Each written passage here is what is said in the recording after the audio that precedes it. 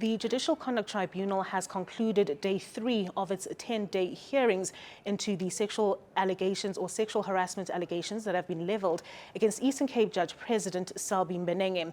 Now, today continued or resumed with the cross-examination of the expert witness that has been brought by evidence leader, advocate Salome Skeepers, before the tribunal. Now, what the tribunal is tasked with doing is going through the exchanges between Andiswa Mengo, who's the complainant, and High Court Secretary that alleges that Eastern Cape Judge President Selby Mbenenge made unwanted sexual advances towards her between 2021 and 2022. Now, what the tribunal has been doing is going through the text messages that took place between this period. Now, what the expert witness has done since yesterday is go through those emojis that were exchanged between the two and looking at the context in which they were used and also ascribing certain meanings to them. Now, what the legal counsel for Justice Mbenenge has attempted to do is to discredit her testimony that she provided before the tribunal yesterday. Now, what she indicated is that a series of texts exchanged between the two parties where emojis were used that had sexual connotations, one in which the judge president allegedly sent a half-peeled banana to Andiswa Mengo around 2021. In another occasion, the judge president allegedly sent the junior staffer an emoji of an eggplant as well as an emoji of a peach. And in the context, he was relaying or essentially speaking about intimacy between the two and making those advances, allegedly making those advances between himself and or towards Mengo rather. And so what the expert witness, the forensic and legal linguist, Dr. Zakeera Docrat, has done is to essentially ascribe a certain meaning in that context. And what she says is that the judge president was making sexual advances towards the junior staffer relating to the intimacy that would take place or that he hoped would take place between them. And so those emojis were essentially conveying a sexual act between the two parties.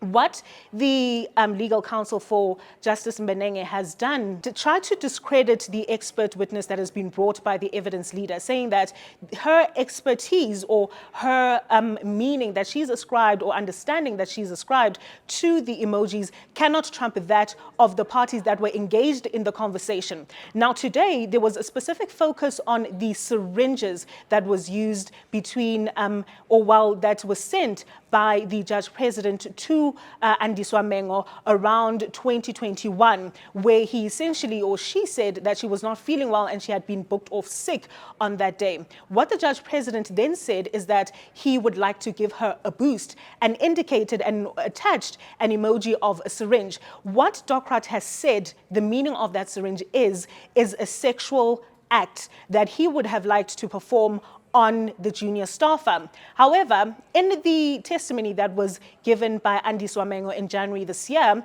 she said that that was not the case, or that that's not the meaning that she ascribed to the emoji, and that in fact she assumed that the judge president wanted her to feel better.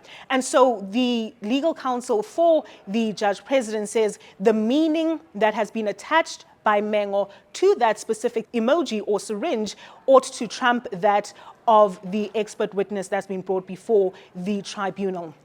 We also heard from a different witness, that is the official that was working in the Office of the Chief Justice and the Judicial Service Commission around 2022 when Andiswa Mengo tried to lay that complaint against the Eastern Cape Judge President.